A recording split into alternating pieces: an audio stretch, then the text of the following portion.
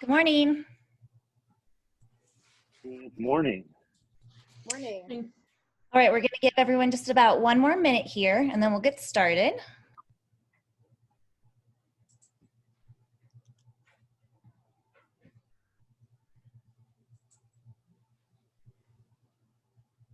Maybe a call. Okay, well, we'll just see. The hour and a freaking half.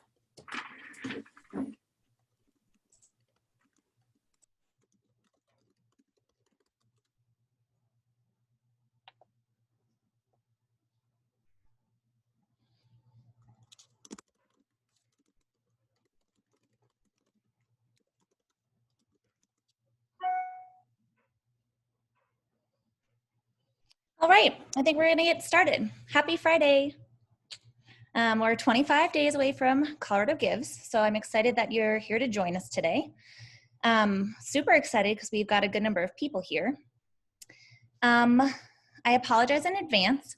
One of the challenges of working from home for me and doing these webinars is having my Zoom screen, my notes, the poll, all of the things set up at one screen, so it takes me a little bit longer to get going.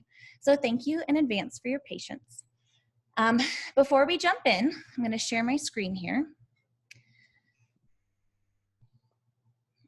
Before we jump in, I just want to do a land acknowledgement. This is the first time that I personally have done a land acknowledgement before, so thank you again for your grace and patience.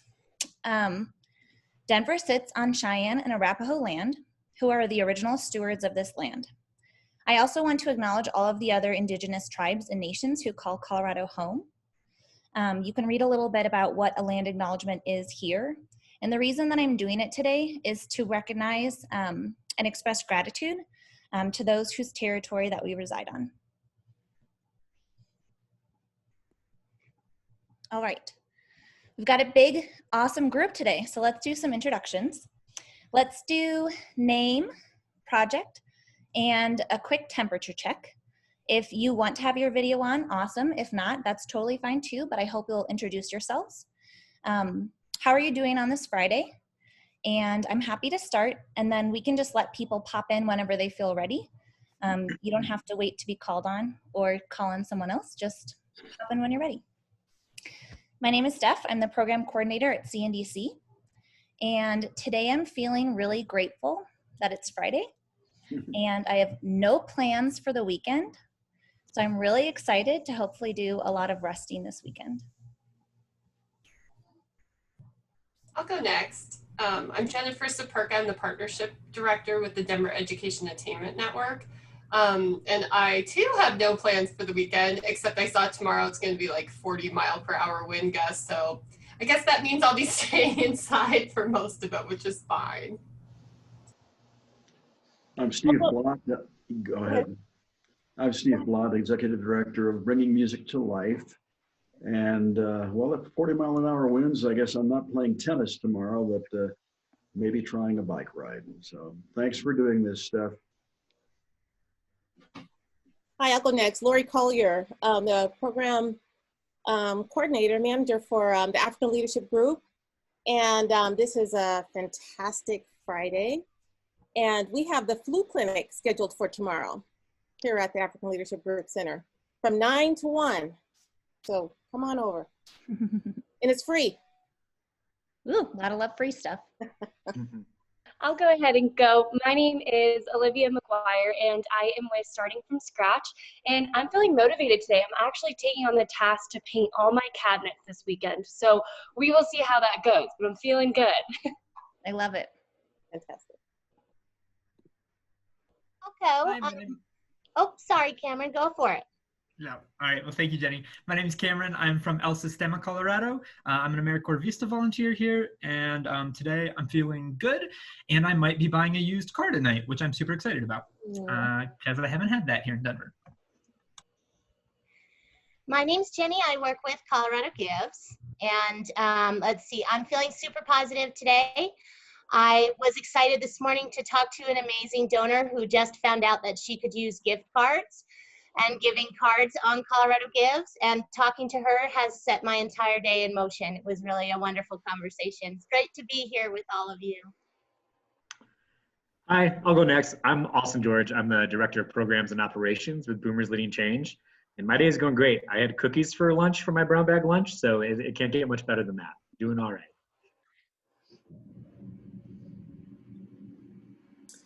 I can go next. My name's Sophie. I'm the Community Outreach Director at the Harm Reduction Action Center. Hi, CNDC neighbors, I'm looking at your building. I'm having a pretty good day sitting in the sunlight here, hoping to go on a bike ride this weekend, so we'll see how it goes, but excited to learn more about Colorado Gives today.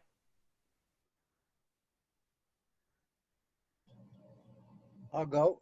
My name is Dean Berggren. I'm on the board of directors of the Colorado Environmental Film Festival.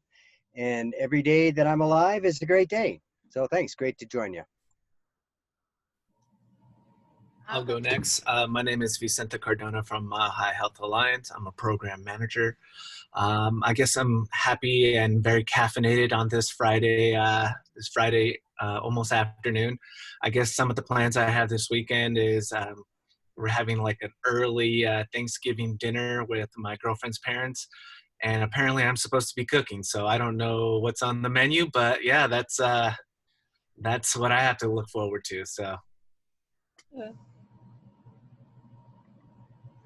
I can go next. My name is Tracy Brummett. I'm Executive Director of Challenge Denver, and I'm feeling okay today. The sun is out. I got to run in. Can't complain. Thank you. All right, I'll go next. My name is Amadou Dieng, Program Assistant and Media Strategist with the African Leadership Group. It's a great Friday, and as for the weekend, as Laurie just said, we have a food clinic tomorrow, so looking forward to another day of serving the community.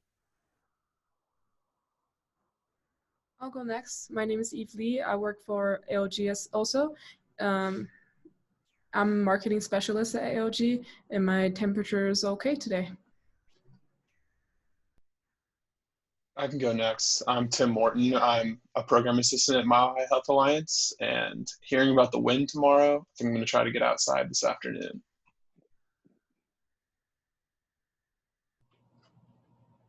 I'm India Hilty. I'm also a program assistant with the Mile High Health Alliance, and I am feeling inspired by the African Leadership Group's Zoom backgrounds, and I think MHHA needs to hop on that. Hey everyone, my name is Andy Bingle and I'm the program manager for the Colorado Agrivoltaic Learning Center. And I feel proud, not of myself, but I just watched a lot of presentations of my peers because it's our master's symposium morning. And so I got to see lots of my peers give some really good presentations this morning about climate change and trail equity, and it was very good, very good.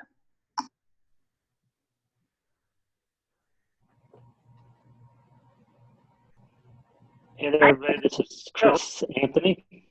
Hello. Hey, this is Chris Anthony. I'm up here in Vail, Colorado. I have a youth project, and it's supposed to snow 10 inches up here tonight. So that's some good news for the ski world. And everything's just dandy. Oh, I just got on. Sorry.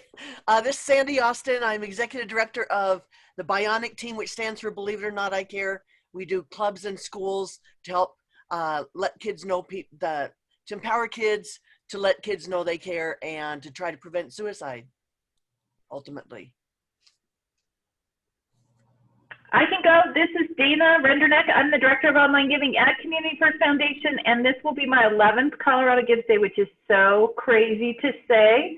And I am looking out at blue sky, and that always makes me happy.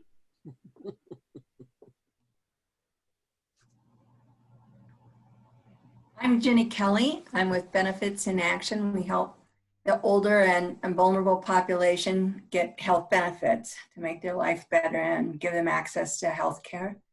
And for an Illinois girl, living in Colorado is the dream. I love the sun. So. And Steph, I thank you for all the help you've already given me. Of course. Also, I'm from Illinois. Hey. Oh. I think a few more people popped on. We're just doing introductions, name, organization, and temperature check. If you haven't gone already. I can go. I'm Stacy Holden. I'm from Heart of Saguache, KV in Saguache. Hi, Steph. It's nice to see you. Nice to see your And face. I think I'm doing good today and don't really have any plans for the weekend.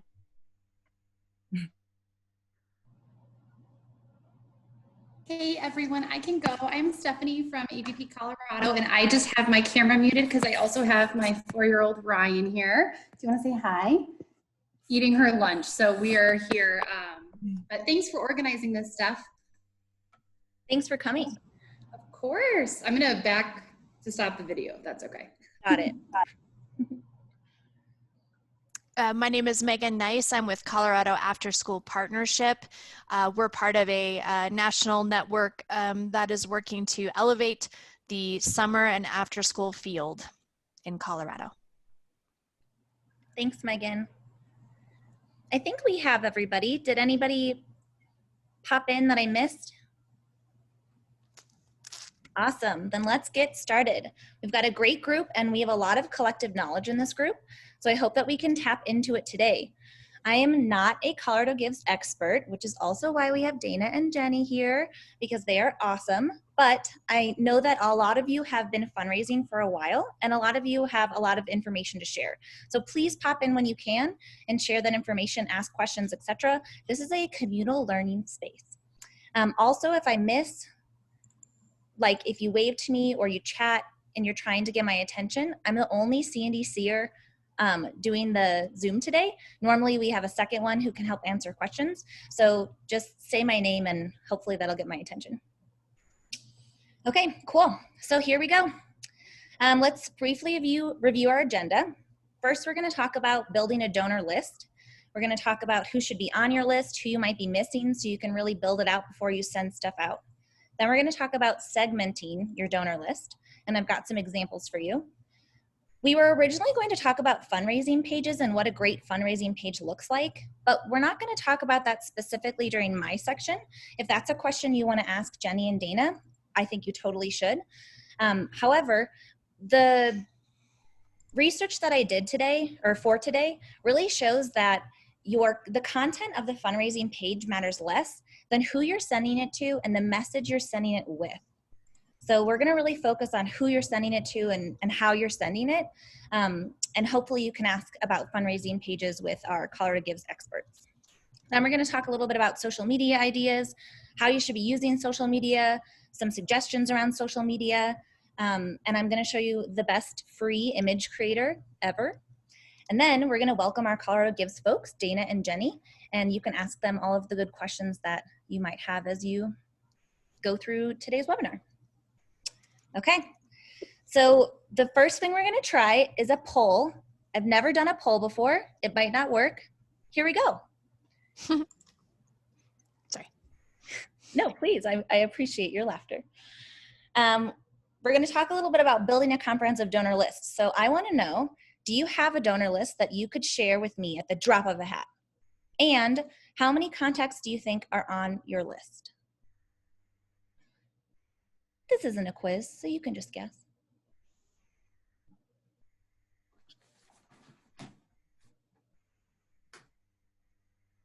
It looks like 11 of 23 of us have answered.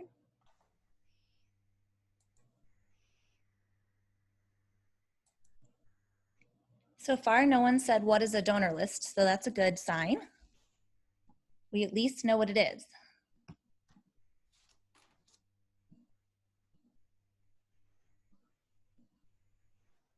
Okay, we'll do about 10 more seconds.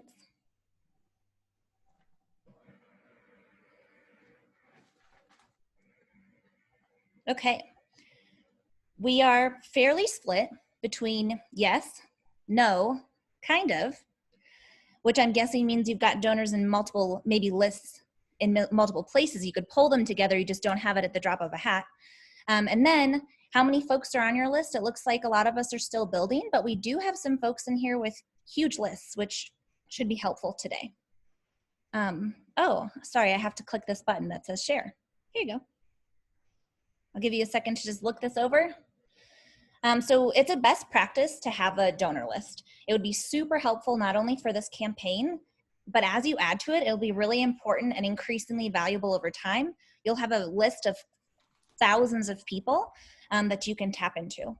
And the reason why we're really starting with a donor list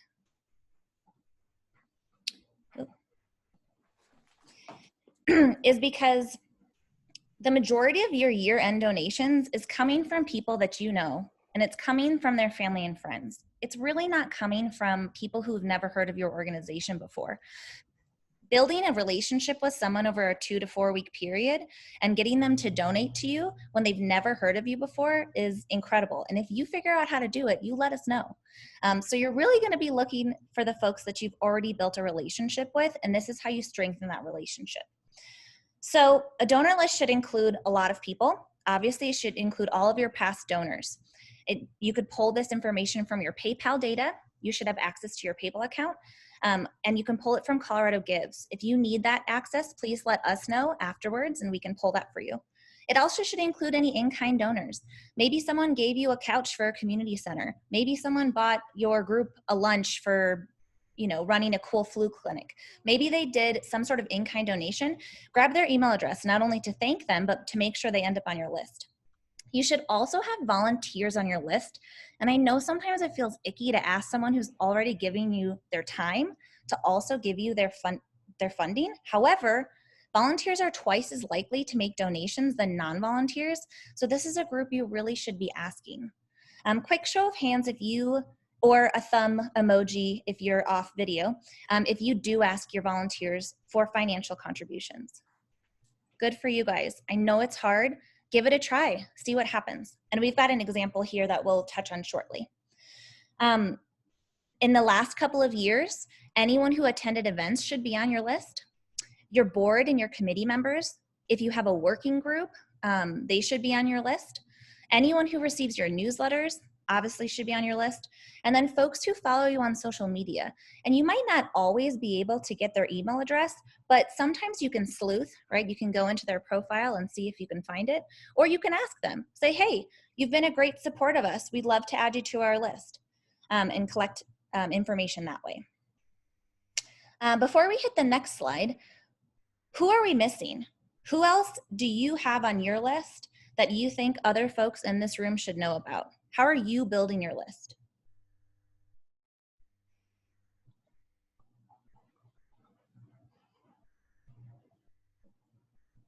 Lots of smart people in this room. Family members. We'll go. Awesome. We use, are trying to use Salesforce as a donor database. Salesforce is a customer relationship software. For those that don't know, they offer a free version to not-for-profits with less than 10 users. So we use that.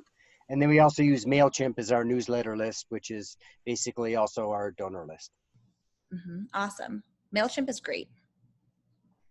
I see social media. I see partner organizations, communication channels. How about employees? Employees, that's awesome. A lot of employees give back to the to their workplace, so that would be great. How do you feel about adding clients to your list? And I'm asking, I don't know the answer to this. It's something that I've seen both people feel very passionate about and then people feel like you should not be asking your clients. Give me a hands up or a thumbs up if you do ask clients or you would feel comfortable asking them.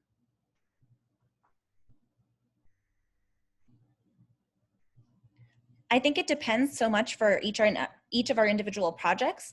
I was thinking about it from, a lot of my examples today will be me pretending that I run a pet rescue, because we don't currently have a pet rescue, so it's an easy example to use because I don't feel like I'm, favoring a project. Also because it's my dream to stop working and just play with dogs all day.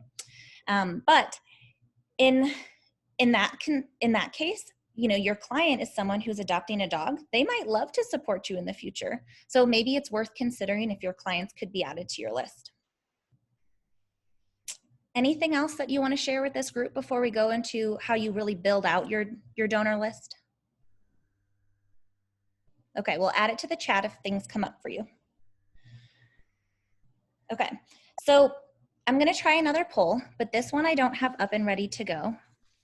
So I'm actually not going to try a poll because I already lost the little thing that you do that with. So instead, give me a thumbs up emoji or a thumb up if you're in front of your camera if you currently segment your donor list. And that means you have it grouped into different people. Austin does. Awesome. A couple people here. That's pretty good. But that also means that a lot of folks are missing this opportunity. So first, segmenting it really just means that you've got it targeted into different lists. And you can target it in lots of different ways. Oh, whoops. Sorry about that. First, I wanted to talk about building out your donor list. I'm sorry, guys. Okay. So your list probably currently has name, address, email address, right? How many of you are currently collecting things like how they prefer to pay, if they prefer to give on online platforms, or if they prefer to give checks, or if they're really only attending events and that's, you know, through ticket sales? Or how many of you are currently tracking gift amount? Do they tend to have a specific pattern to how much they're giving and when? How many of you are tracking if they came through social media or if they are clicking through e-newsletters or ages? How many of you have a complex donor profile for each one of your donors? Chris, I like seeing that you're doing that. Sophie, awesome. So this is something that a lot of nonprofits will have, that donor list, which is a great start, but you can also truly segment and build a better relationship when you build out full donor profiles and you have an idea that Olivia, for example, she gives every holiday. She's just feeling extra generous on the holidays. So that means I'm going to be asking her around the holidays. Or Steve gives $25 a month. I wonder if I could get him up to $30 a month. Or, you know, Sandy, every time I put out an emergency call that says, guys, we really need funding, we're in a really bad place, Sandy is the first one to donate because she's super responsive. The more you know about each of your donors and when and how they donate, the more you can target them specifically.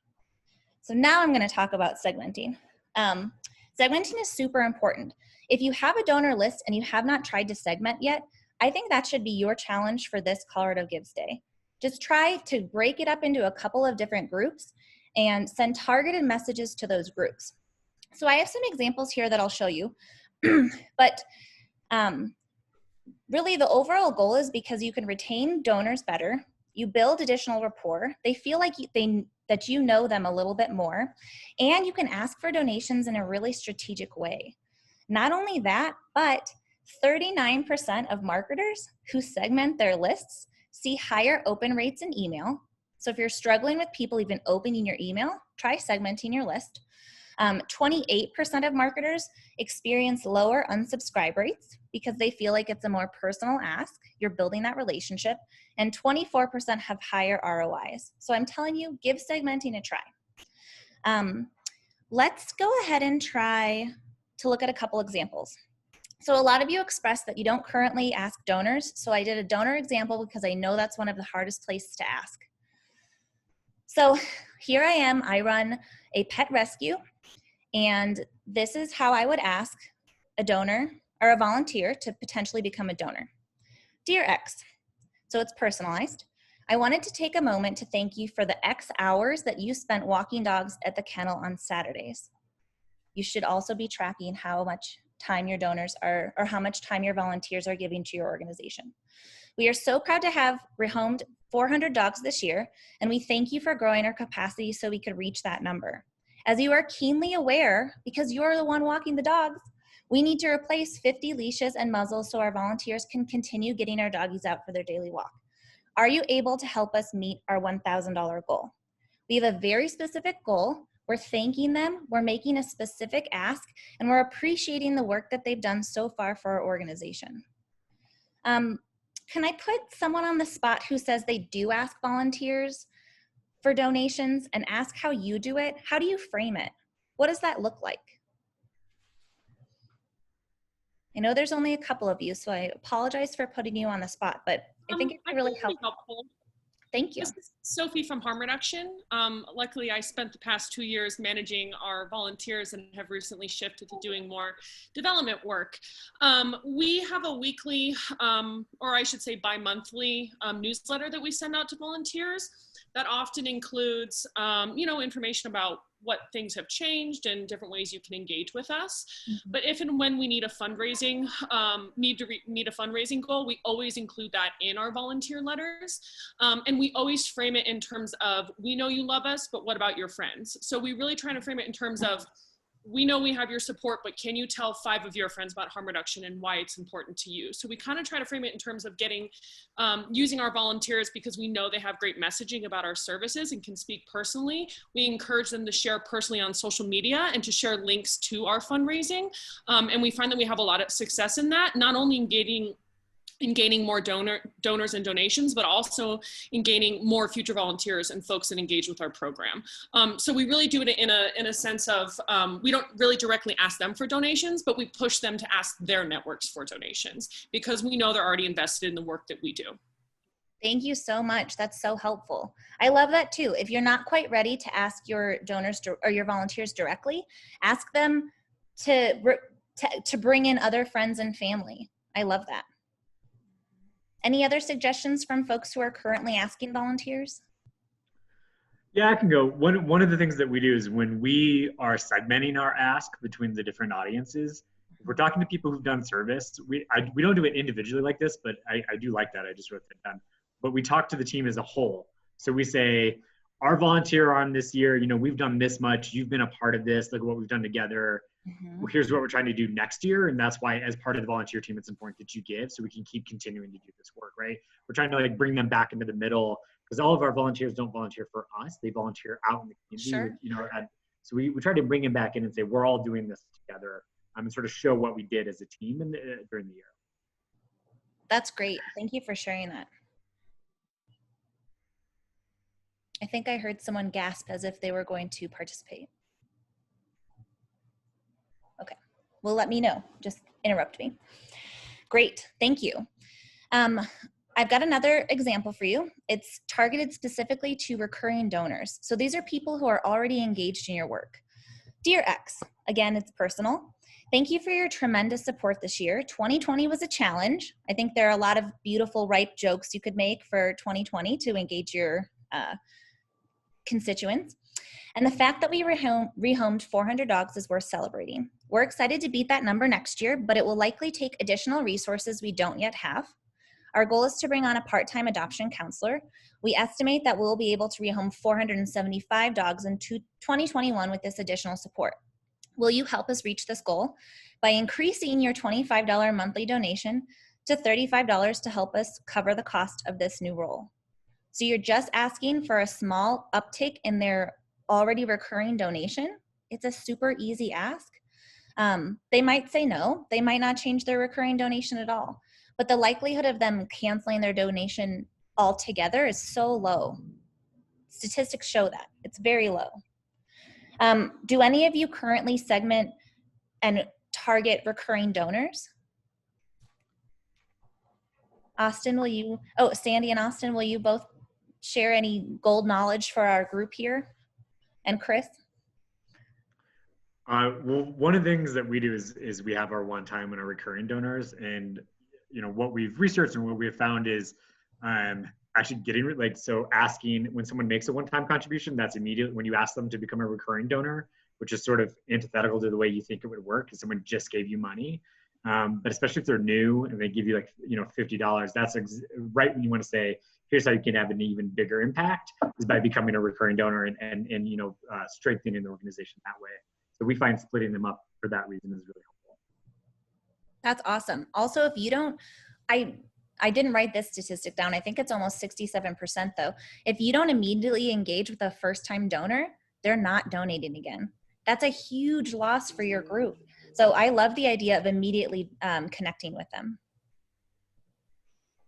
Chris, you said yes. How do you, what does your ask look like for recurring donors? Well, I guess I know them all pretty well personally, so I target them with things that may affect them more emotionally. There's some people that may not even exist in the same environment or the same location geographically as a project that I'm working on. And while others, it might be in their backyard. So I'll do it that way. And I also try to not hit certain people too many times, because I know that it will turn them off. They like doing that one give and then don't get back to them for a year, but they keep track of me. They just don't want to be hounded. Mm-hmm. Yeah, that's a great point. Knowing them on a really personal level lets you do that, right? You know them a little bit better. You know if they're going to be turned off by that. Megan says, when we receive an email from you that someone donated, do they get a thank you automatically from Colorado Gives, or should we be sending a thank you? So they get a receipt, but you should be sending the thank you. Great question.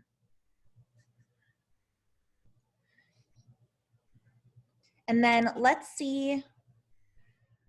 There was a request to elaborate on donor follow-up after they give.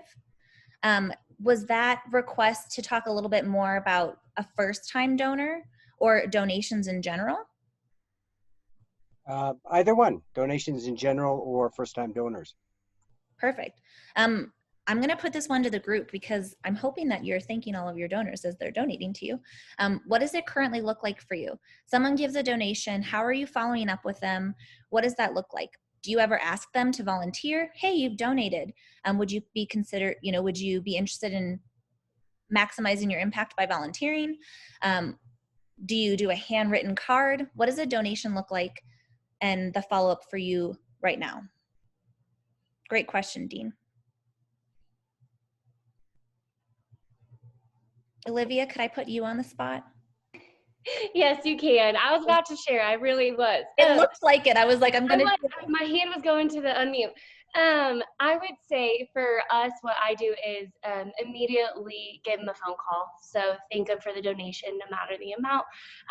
We are smaller now, so we don't have, the thousands and thousands of donors. So phone call and then a handwritten note. And then we also provide them with options on how they want to stay connected to our organization, whether that be something as simple as staying in the loop with our newsletter, or if it's becoming a volunteer, or hey, we have our program for our adults with IDD. Do you know of anybody who would be interested in participating in our program? So just trying to hit them at a wide variety of avenues. I love that. I love asking them how they want to engage with the organization. That's such an important question, and that's something you can add to that donor list and that donor profile that you're building out, because maybe they're super interested in giving financially, but they just never want to volunteer.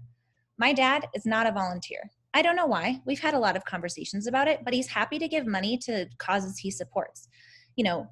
Reverse, I would prefer to volunteer. That's also a very millennial thing, just is for all of you to note as you're trying to build relationships with different generations.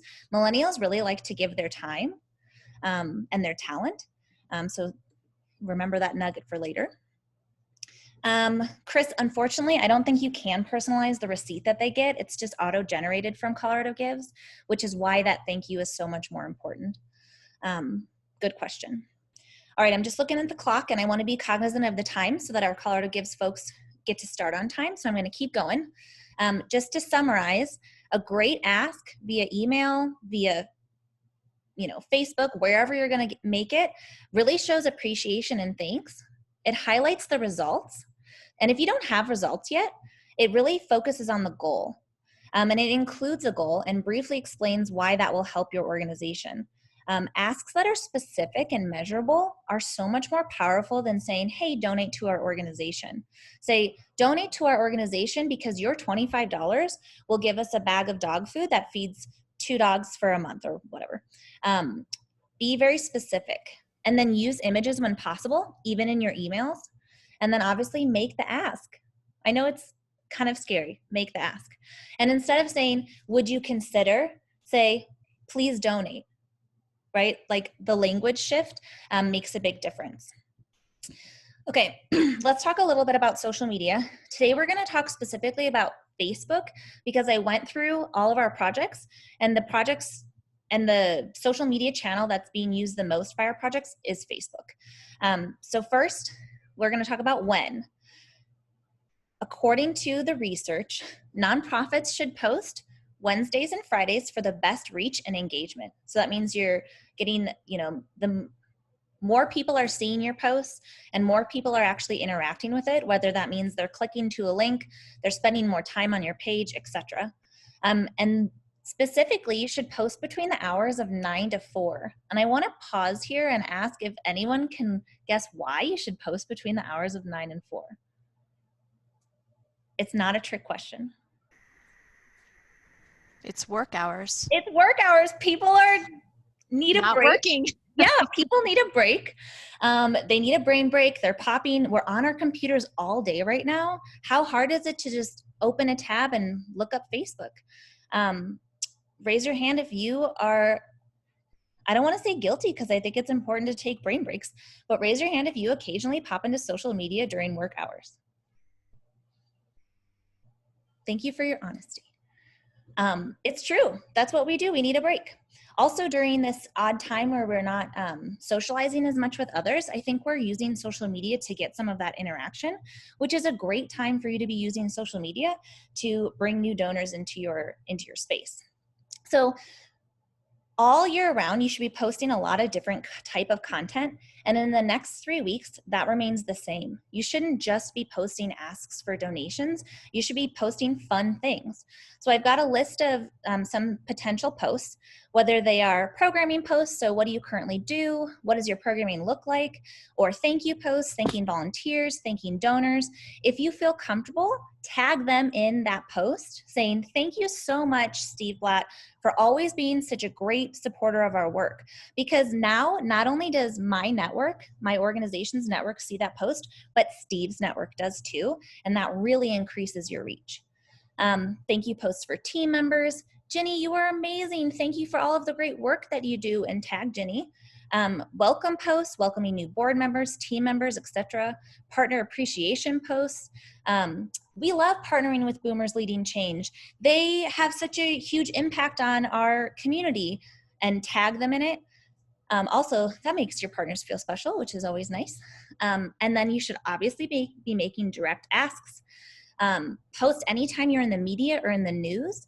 And posting testimonials or stories are also really powerful. So I've pulled together some examples, and we'll go through these very quick because I want to keep on our schedule here. But these are going to look familiar because some of them are your posts.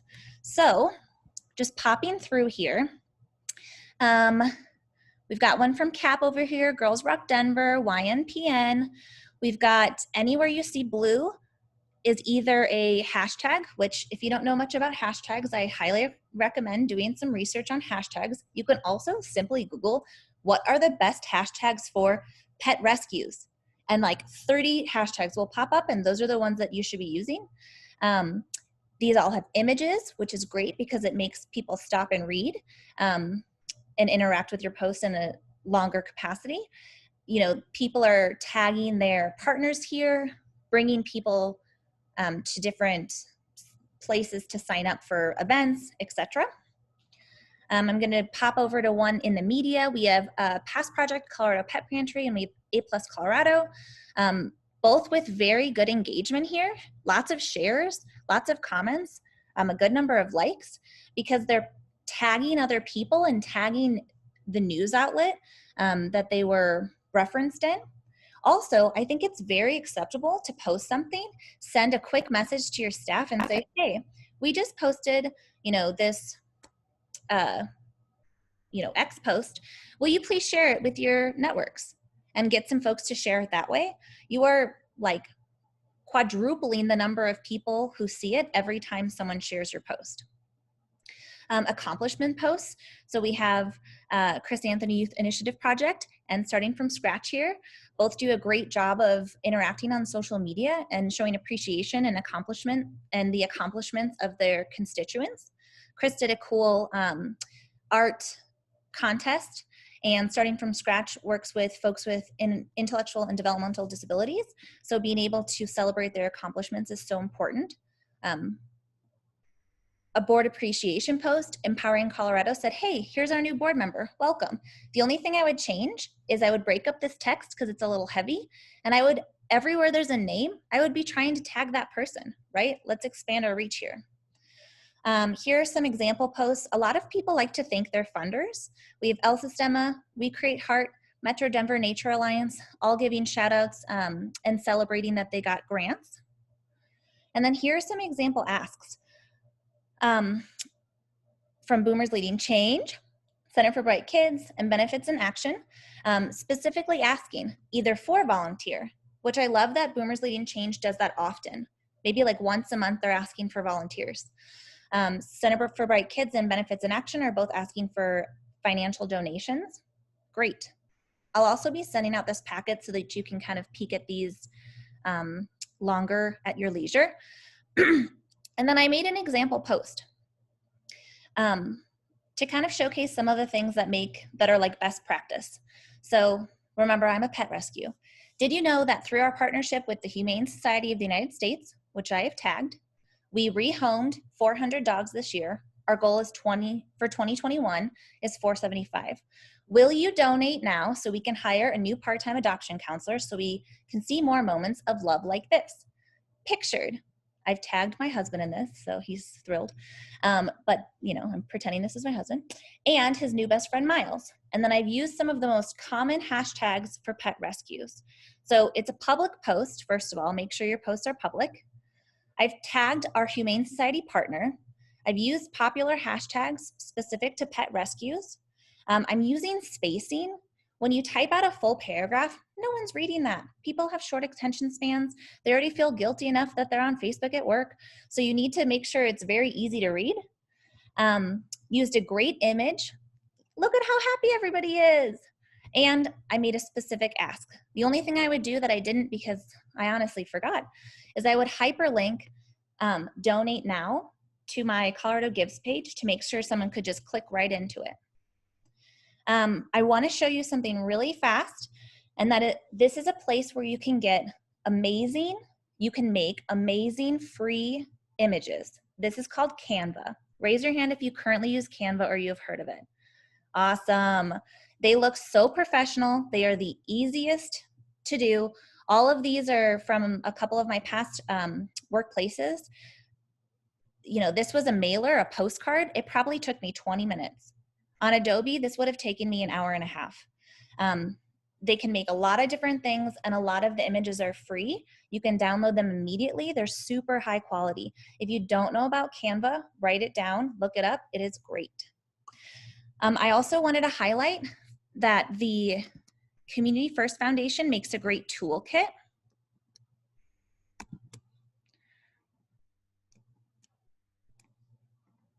That you can look at later. I'll send that link out since I can't click into it at this exact moment in time. But they make a great toolkit, and they have a bunch of graphics for you to use on your social media, in your newsletters, everywhere. So you don't have to spend a lot of time on this. This graphic here on our first page is from their toolkit. Super easy to download, pop into a newsletter, and go from there. I have one last suggestion for you before we welcome our friends from Colorado Gives, and that is to put the URL and an ask in your email signature. Raise your hand if you currently do that. It is such an easy place to put it. It's such a great ask. Awesome, Sophie, glad that you do that. Glad that some of you are writing this down for future. You have a very specific ask once again. Hyperlink it. I don't recommend putting it in all year round. I think you could, but I think when you only have it at certain periods of the year, it really draws attention to it. So this would just be hyperlinked right to your Colorado Gives page, and the people that you're communicating with the most often, they'll see that, right? And those are your constituents, which is great. Before we welcome our experts, what nuggets of advice or questions do you have? Actually, not questions. Questions we'll do after our Colorado Gives experts are here. But is there anything that you would like to add, something that your organization does and you think does really well that this group might benefit from? or how you maybe got to a 5,000 contact member list, anything to play on our shared knowledge. I'm gonna give 30 solid seconds. I can go ahead and share really quick. I'm excited about what we're doing from now to the end of the year, kind of as a year end, but also a celebration. Starting from scratch is one. We have just hit that milestone of being here for a year. And so what we've actually done to really showcase is our theme. So we've created a theme for our year end giving, and it's what I've learned. So in this theme, we are targeting videos for our social media platforms. So I kicked it off and posted a video for what I've learned as the project director of Starting from Scratch.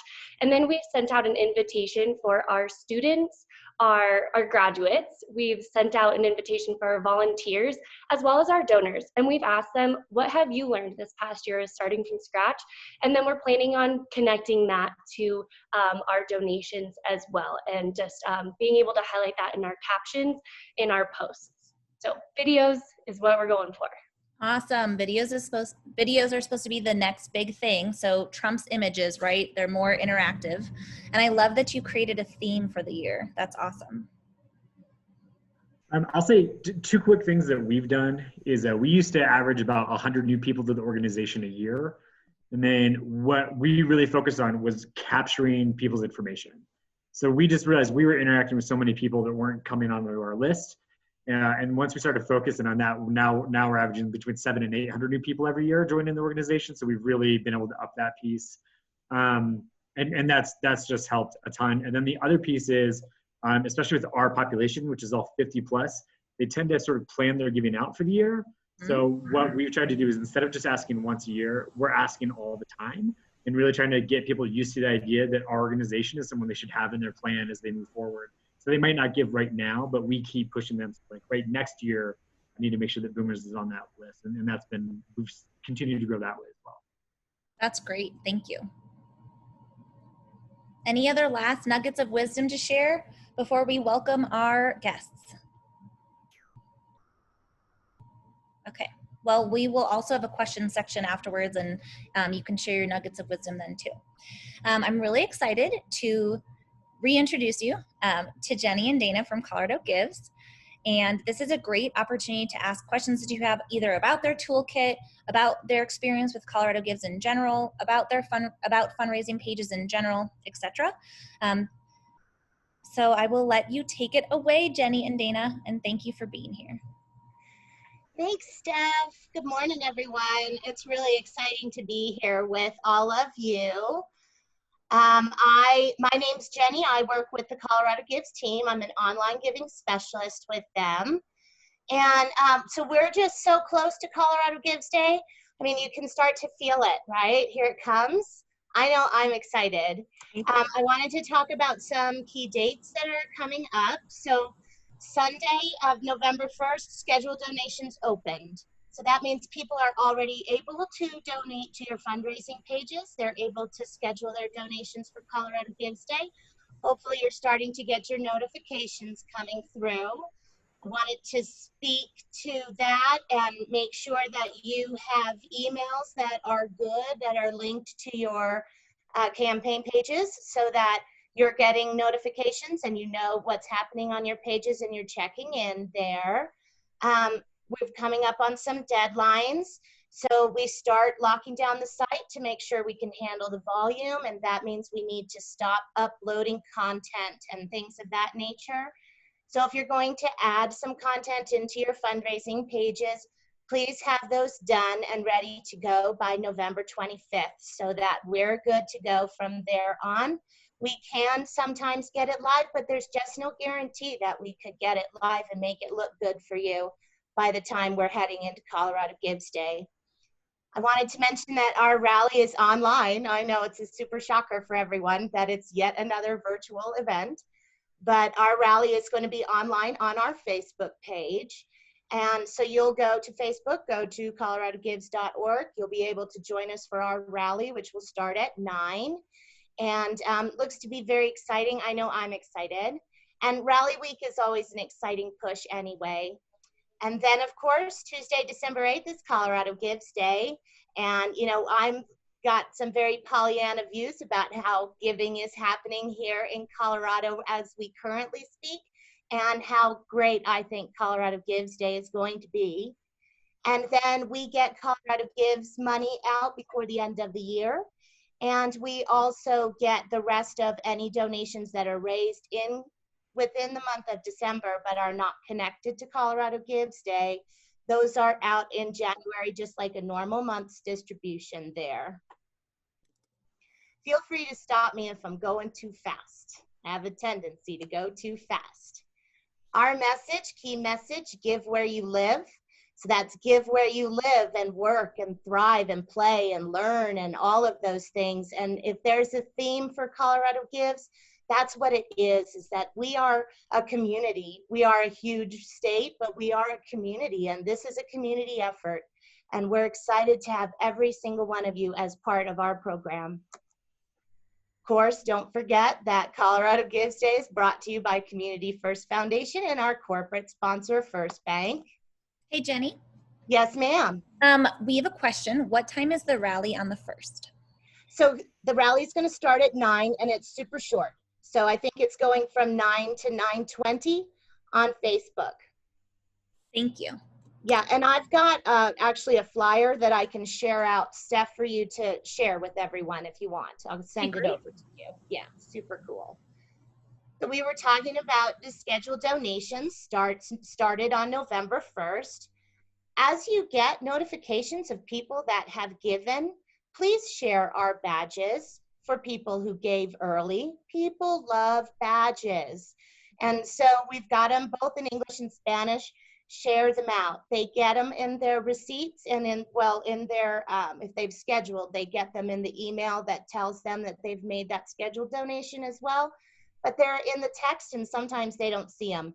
Sometimes it's great to put them just in a big thank you email from you. Here, post this for us. And by the way, tag us in it. How about that? Mm-hmm.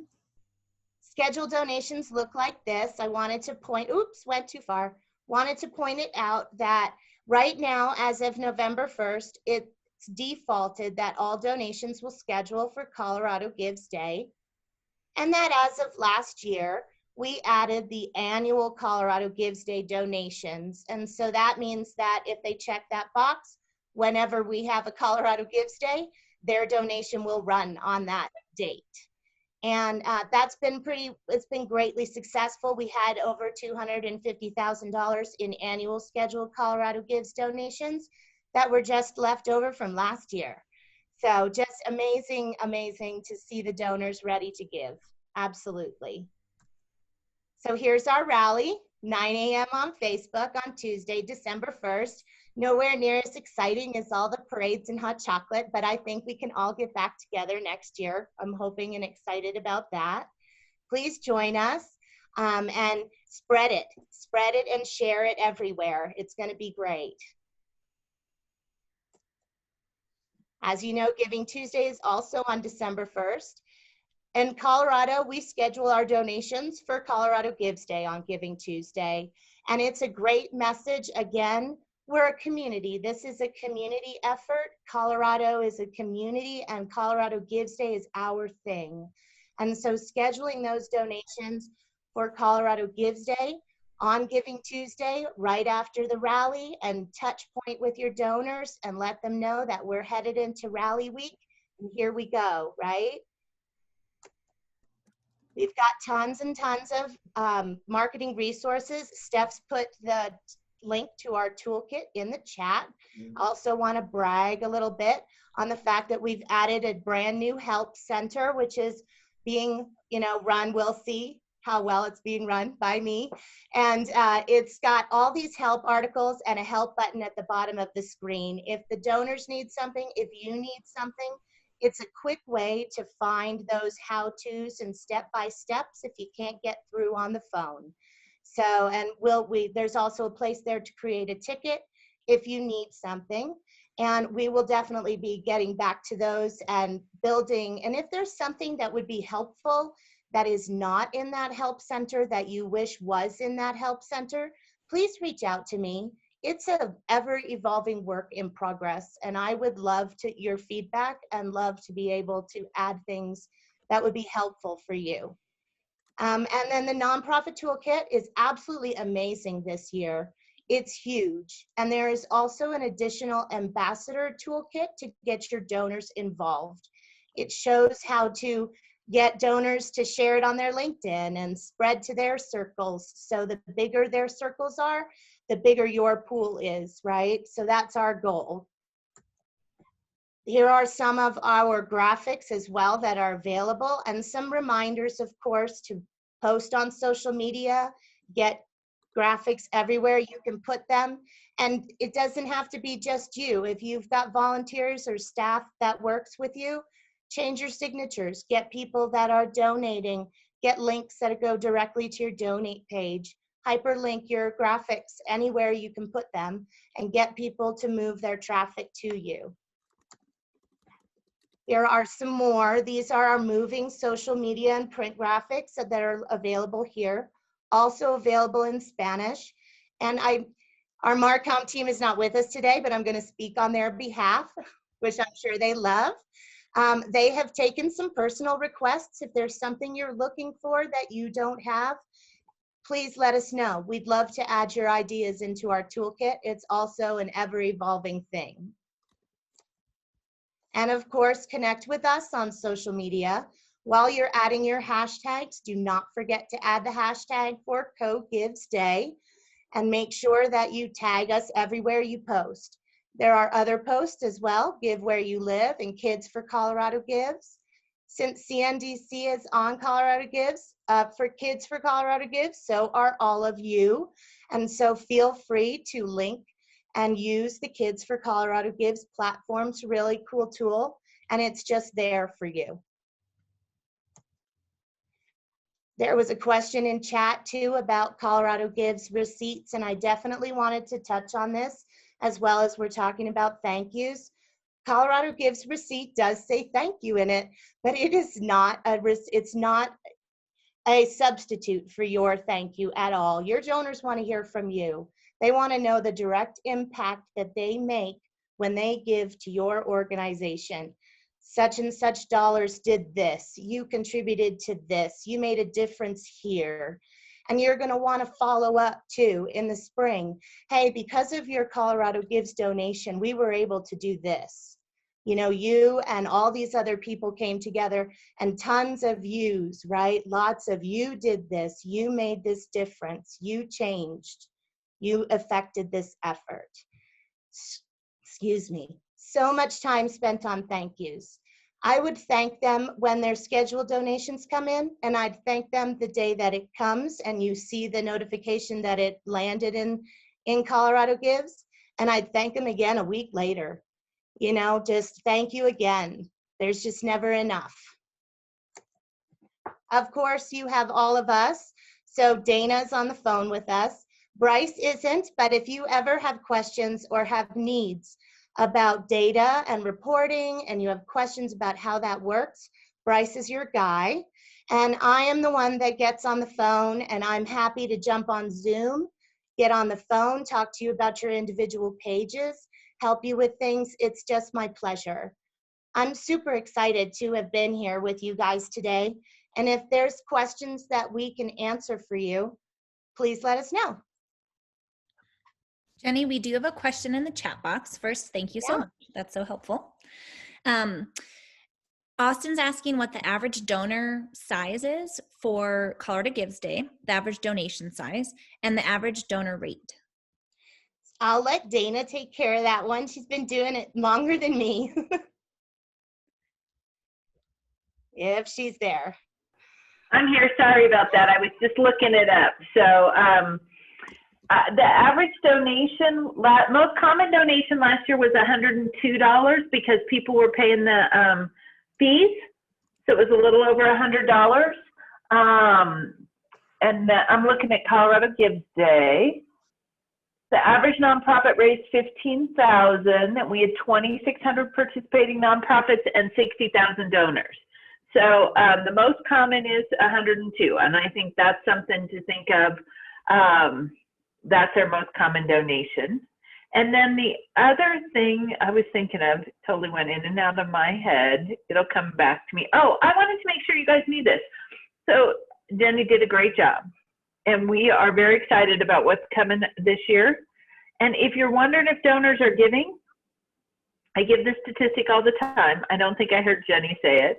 Through the end of October, we have raised $13 million through the site. And just to give you an idea of what that looks like, in a normal year, we would have raised somewhere between 6 and 7 million. So it's more than double what we would normally raise. So $13 million is a lot of money, and donors are, and I'm going to say I'm a pretty optimistic person, but I try to be very realistic when it comes to Colorado Gives donations. And I really thought maybe we would see it go down for this year, and, or go down in the summertime. It would level off as people really, early COVID, people really were giving, and it hasn't. And there's money out there, and donors want to give to you. So don't be afraid to ask. And I don't care what kind of nonprofit you are. As I said this in a presentation recently. I was like, well, I do care. I really do care. You guys all do amazing work. You're doing amazing things out there. But every single one of you deserves money, and every one of you needs money. And every one of you has donors who want to give to you and new donors who want to learn about you.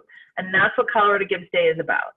Is finding those new donors and getting people excited and really participating with the nonprofits. So that's what it's all about. It's a great way, easy way for you to get your board excited to give and to raise money for you. And it's just, I don't know, I'm completely biased. I drink the Kool-Aid. I totally drink the Kool-Aid, but I love it. So questions? You guys got questions for Jenny? She's really got this down. I just have all the history. That's right. I do have a question. Oftentimes, I get a lot of questions around the incentive fund. So I was wondering if you could touch on what the incentive fund is and how it works, so that at least the 20 people in this room know, and that's 20 less emails that I have to answer later. Well, and I'll tell you, Steph, so I wrote a great article on it and put it in the Help Center with a graphic. Oh, yeah. That's what I like to hear. Very excited about the Help Center. Okay, so the incentive fund. So this year, the incentive fund is $1 million, and actually I've started saying that it's starting at $1 million. We are not really super looking for it, but we have been able to pick up some corporate sponsors that want to give into the incentive fund. And so that will increase it. And hopefully we can keep finding people to increase it. So if you know somebody who wants to give to it, please let them give to it. But so the incentive fund works on a proportional basis. Whatever the day makes and whatever your portion of what the day makes is what your portion of the incentive fund is. So if we use easy math, and we say the day raises 50 million and you raise 5 million of that, then $100,000 of the incentive fund belongs to you. Thank you. Can you remind us what an average Colorado Gives Day, or not average, what last year's Colorado Gives Day raised? Rose? Sure. $39.678 million. Perfect. There is a question. There is a question in the chat that I do want to do, and it's how do we best set a goal? Shoot for the moon, or do you be conservative? So I think your very first year, you just want to have fun. If this is your first year, just have fun with it. You can set a goal. You can decide what you want to do. But just have fun with it the first year. And then the second year, you've kind of got an idea of how people have given to you, and you're seeing how they're giving. So I would think a good goal would be to look at what you did last year. You want to hopefully we all want to raise more than we did last year. But I think you also need to look at, maybe a good goal for your organization is a 10% bump. Mm-hmm. So maybe if you raised, 15,000 last year, you want to raise 16,500 this year. The other thing to look at, so there's a couple of things, is maybe it's not about the donations, but it's about the donors. So last year we had 100 donors. This year I want to have 150 donors. totally making these numbers up, but that's another way to look at it. If you're worried about, you're not sure how much money people are going to give to you because of COVID and you know your donor base, think about how many donors you get, how many new donors. Set goals around those kind of things rather than just the dollar amount. So think about that. But you want to, I mean, we all do. We want to raise more, but maybe it's more about donors or new donors than it truly is about the dollar, you know, how much more you can raise. But still have fun with it and look at different ways you can get excited about those kind of things. And can you two remind us what the lowest donation amount is so that folks can really aim to get as many donors as possible? So that was the other thing I wanted to make sure everybody got. It's $5. Jenny's going $5, $5, $5. It's $5 this year, and I think that's going to mean we're going to get a lot more donors, because I think donors that are feeling like they don't have a ton of money right now but still want to support you are going to get on and give $5, and we're seeing that. But I also think they're going to support more nonprofits. So you guys, the other thing that happens a lot on Colorado Gives Day that we don't talk a lot about is there's a lot of test donors out there. And I think with the $5, you're going to get a few more of those, but not necessarily at that low amount. But donors like to give you a test donation. They read about you and they think, gosh, I really like this. This organization is really, really exciting. I'm going to give them $50.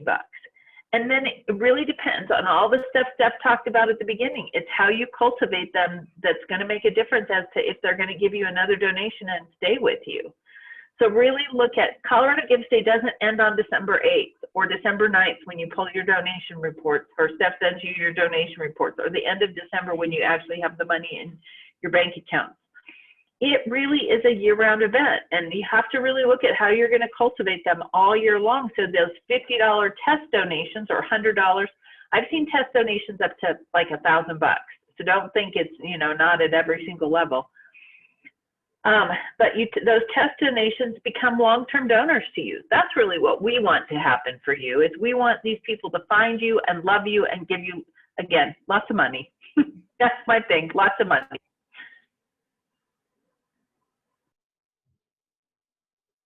What other questions are popping up for you all? Andy? Yeah, thanks, Steph. So I guess, so being a part of CNDC, we can only do campaigns. So that the number amount really helped.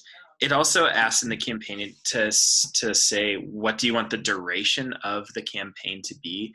And do you have any suggestions on that? Should it stop like on the 9th, or should it just go throughout the end of the year, or have the whole entire year? What do you recommend? So I feel like half of that is a question for Steph and half of it is a question for me. So from my end, for Colorado Gives, I would not close out your fundraising page until you've gotten the final report, just because donors make mistakes, and donations between Tuesday and Friday are refunded, and other donations are counted towards Colorado Gives Day because the donor couldn't make it on the day for whatever reason. So I would give yourself at least that cleanup period. As far as other longevity, I'll toss that over to Steph. Thank you. And thanks for recognizing that it's a little complex because, you know, we have this fiscal sponsor relationship. So to put it simply, you're welcome to do whatever works best for you. You're also welcome to try different things. I think from a CNDC perspective, we would actually recommend that you have a Colorado Gives Day fundraising page that goes year round, because it's the least expensive payment processor. And we would also recommend that you have a fundraising page specific to this like campaign end of year goal. Or if you were doing, you know, a big launch in March for something, we would encourage you to have a campaign for that like big March launch, you know, because you just changed the URL that you're sending folks to, right? So we would recommend you have both. From a like financial standpoint, the way that our cash receipts gal pulls the money that comes and attributes it to all of the accounts, it doesn't matter if it comes from an account that ended on 12/31 or if the account goes, the fundraising page goes, you know, until 2025. Like that piece doesn't actually matter. On for an accounting standpoint. And just to clarify, so say we do another campaign in March, and then would you just go through that whole entire process again just to make a brand new page? Okay, Yeah. and then you just have the 2 pages? Yep. However, you can also press copy. So you don't actually have to do all of the work again. You could just copy it and then go in and make some small changes. So it's hopefully not all of the work a second time. Makes sense. Okay, thank you. Chris, your hand is raised. Oh, and you're on mute. A couple things. Well, I kept my Colorado Gives page, as you know, going through the entire year. And I actually did use it as my main giving during COVID, which was incredible because it is an incentive for people to pay less fees through the page. But I have a question about the, there must be some stats on this where you set a goal and people can see the goal and you're trying to, like that meter.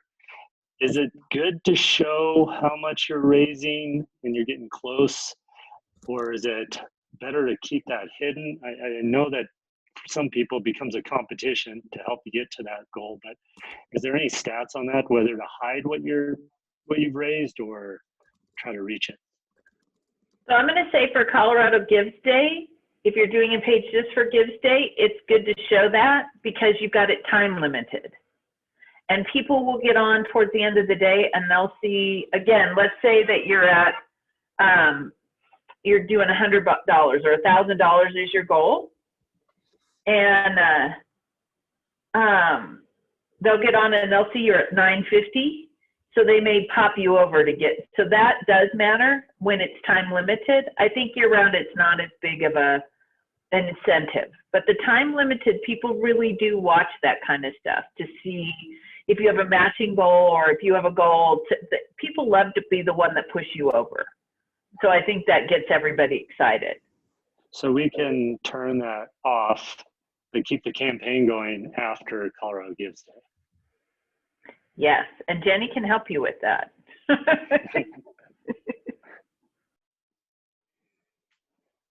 These are great questions. What else do you have for us, for everyone?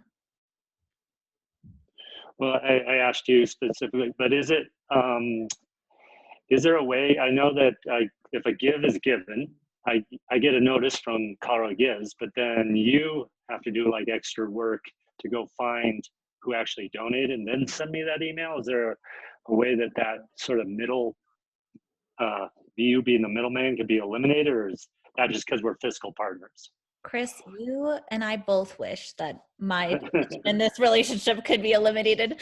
So just for folks that don't realize, anytime your organization gets a donation, I get an email. So you can imagine that, especially in November and December, my email box, I log in the morning and it's like, you have 500 emails. Yes.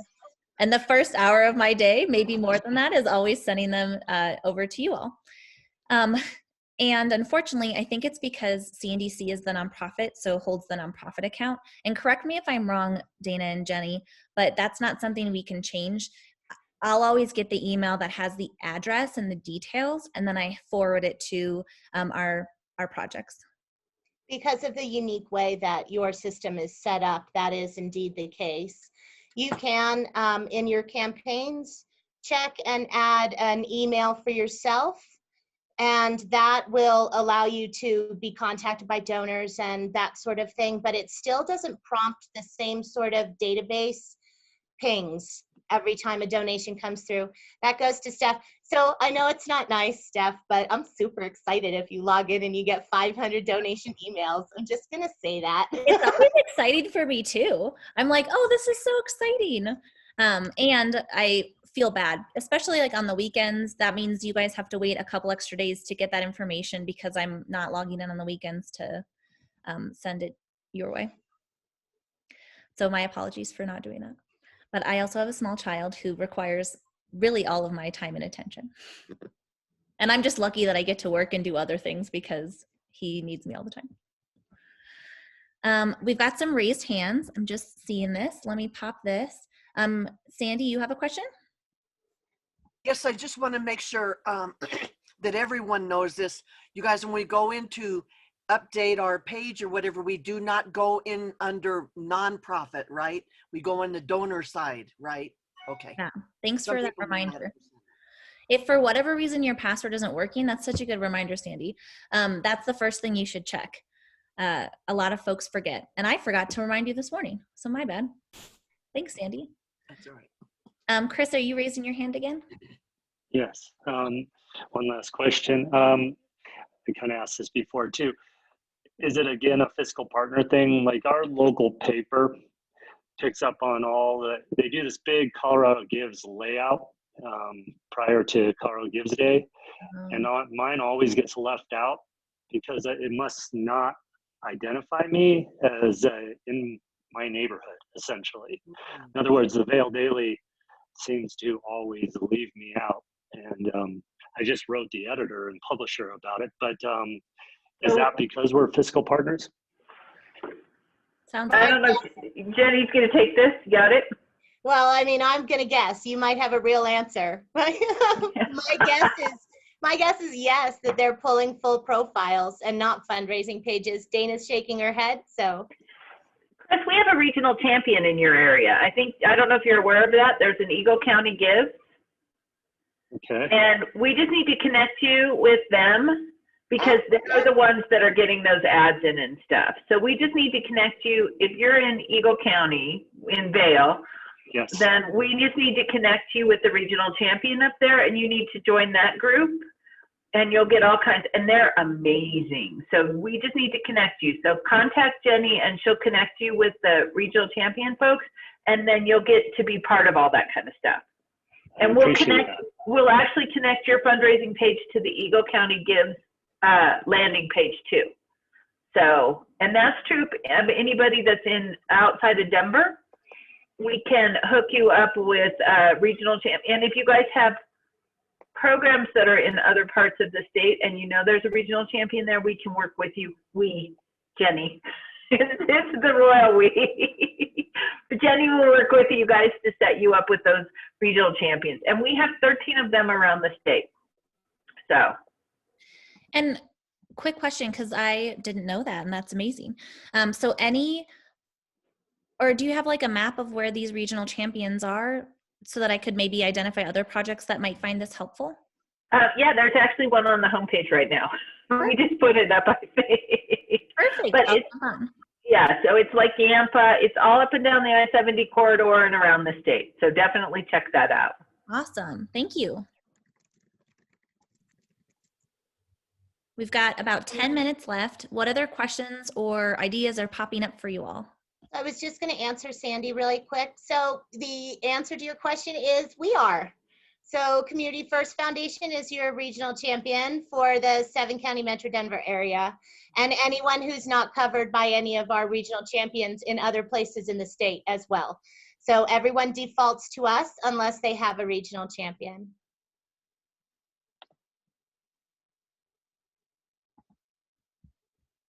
We have the best regional champions. I think so too. So there you go.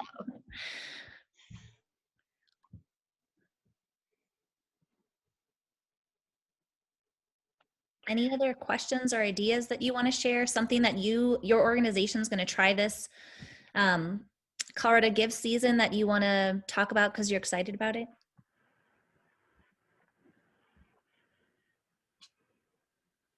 You guys, I just want to remind you that I truly believe, and Jenny and I are big cheerleaders for this, we believe this is going to be an even bigger year than ever before. And I do truly, truly believe that. Truly and really are my words this week and vary. I'm on all this. But the other piece of it is have fun with this. Colorado Gives Day is supposed to be fun. It's not as much fun for Jenny and I because we're so worried about making sure the site's up and all those kind of things. But it's still a fabulously fun day. And there is nothing like watching that ticker at midnight at the end of the day. The beginning of the day, it's a little stressful. But at the end of the day, it is amazing to see how much money has come in, how many donors have participated. It's just an amazing, amazing day. So really just have fun with this, and don't be afraid to ask. Don't be afraid to ask your donors, your board, businesses, you know, don't be afraid to ask anybody, because everybody's hearing about it and they want to be a part of this. I think I read last year, Dana and Jenny, that I think this was a Colorado Give stat. It might have actually just been an individual giving stat, but the average donor donates to 4 different nonprofits. Do you have a stat on Colorado Gives for that kind of information? So our Colorado Gives Day stat is it's like 2.3, 2.4, something like that. I was super excited when we got over 2. Yeah. But I will tell you, you guys, there are people that will sit and give to 10 or 15. I think the most we've seen, and I swear it had to be a business, was over 100 donations from one individual. And with the minimum donation going down to $5, I think we're going to see more of those, where people are going to go, I'll give $5, I'll give you $5, and I'll give you $5, and you, and you, and you. So I think that's going to be very exciting. And people get caught up in the moment of Colorado Gives Day and end up giving way more than they probably would have otherwise, which I think is a good thing, as long as, you know, they can still pay for everything else they need to. But I think it's good when they give more. Oh, you guys, the other thing is, if you have donors that are over 70 and a half, they can use their distributions from they have what they call required minimum distributions, and we do qualified charitable distributions. There's all kinds of initials around this. But if you know of donors that are in that age group that have to take distributions from their IRAs, we can definitely work with them. And the cool thing about using Colorado Gives is they send us one check. We send them a gift card, and they can give to as many nonprofits as they want to. So it's super, super fun. Is there a time limit on that? Like if they get a gift card, they have to give within the year. Okay. That's an IRA thing. That's not us. And we also can work with donors who want to do other types of gifts like stock and donations over 100,000, which is so odd to say to me. And I've been saying it for 11 years. But if they have a donation over 100,000, the biggest donation we've gotten on Colorado Gives Day through the years is 1.5 million. So who knows? I also wanted to say, while we're talking about donors, that I have heard from 4 different companies, corporations this month that are donating their Christmas parties. And so the money that they would have spent on their Christmas parties, they're putting into a pool and dividing out amongst nonprofits that they've chosen as a staff. And so if you know somebody who might be doing that, I'd be putting your name in that hat, right? There's a lot of Christmas parties that won't be taking place this year. As sad as that is, at least they can pay it forward. That's a cool idea. Chris, it looks like your hand is raised again, which I love that you use that tool. It's so easy for me. So maybe there's a feature hidden on the page somewhere, but I was just thinking about this because I usually try to give an incentive for my givers that I'm going to do a match. Is there anything that I might be able to utilize on the Colorado Gives page that shows there's a match going on? Well, you're sort of using the tool that we would use for the match to use for your campaign page that's under CNDC. But if you do have a match, I would speak to that. I would say, and I would make a point of saying that up to such and such amount is matched by, you know, here, this sponsor, me, these people, so that your donors know that their money is going farther. And also, I will jot that down in my little pad of paper for things that maybe we could add, but I'm not sure. It wouldn't be this year, Chris. I'm so sorry. I would put it in the little appeal too. The smaller thing, I put it in there. We're getting matches, because donors do get on and they'll search for those. And we've talked about adding it as a checkbox that potentially they could just check for organizations with matches. Some of the Gives Days do that. We have not done that yet, but definitely write it down everywhere you can. Thank you. I think we have time for 1 or 2 more questions or ideas. Who is it going to be? Well, just because we do have time and we don't have an additional question. Jenny, the other day, I emailed you about a project that really wanted to list donation amounts and specific tangible items that someone would get if a donor gave a specific amount. So Jenny used a cool example. You know, if you give $25, you would get this tote. Can you tell me and remind all of us what that looks like on Colorado Gives and what is and is not allowable? So Colorado Gives is 100% tax deductible site, and that means that you can't use it for auctions, you can't use it to sell things, and you can't use it as a rewards program. So what Steph and I were saying, so I tossed out an example to her. Sometimes they'll do a fundraising on PBS where if you give $25, you get a grocery bag tote or something of that nature. You would not be able to use Colorado Gives for that. However, if after Colorado Gives Day, you decided that you had a bunch of stickers that you were going to put into thank you cards to give to your donors afterwards, the donors have no expectation that they're getting something for that donation. And so that's different, if that makes sense. Any clarifying questions around that? Okay, can we all maybe use like the little reaction tool for hand clapping or give our folks a wave to say thank you for spending time with us today? We really appreciate it. Thank you, Dana. Thank you, Jenny. I appreciate you. Thank you. It was wonderful being here with you guys today. Thanks, you guys. Good luck. Have a great Colorado Gives Day. Thank you. Thank you very much. Thank you all for joining us. We really appreciate you. And if you have any questions for me around how to set up your fundraising page, or if you have not yet signed your 2020 CNDC terms and conditions for using your Colorado Gives page, please let me know so we can get that out to you. Any questions before I hit play on this music to say goodbye on a Friday? Just, can we get the contacts for Jenny and like the email address and stuff? I can't find it anywhere. Yep, Jenny put hers in the chat, but we've had a lot of chats since then. Yeah, so I'll put them in here again, and I'll also add my phone number so that you've got it. You can always call me if you've got something and you need it. Though if you call me on Colorado Gives Day, I might tell you that I need to talk to donors, just so you know. Thank you.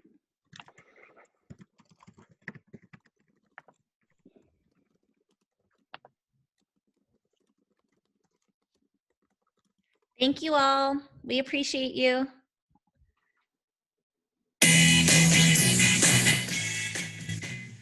Now you have to stay for the song. Walking down the street singing.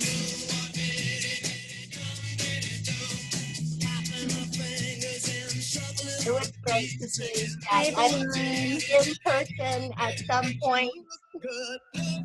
Agreed. Bye, everyone. Thank you.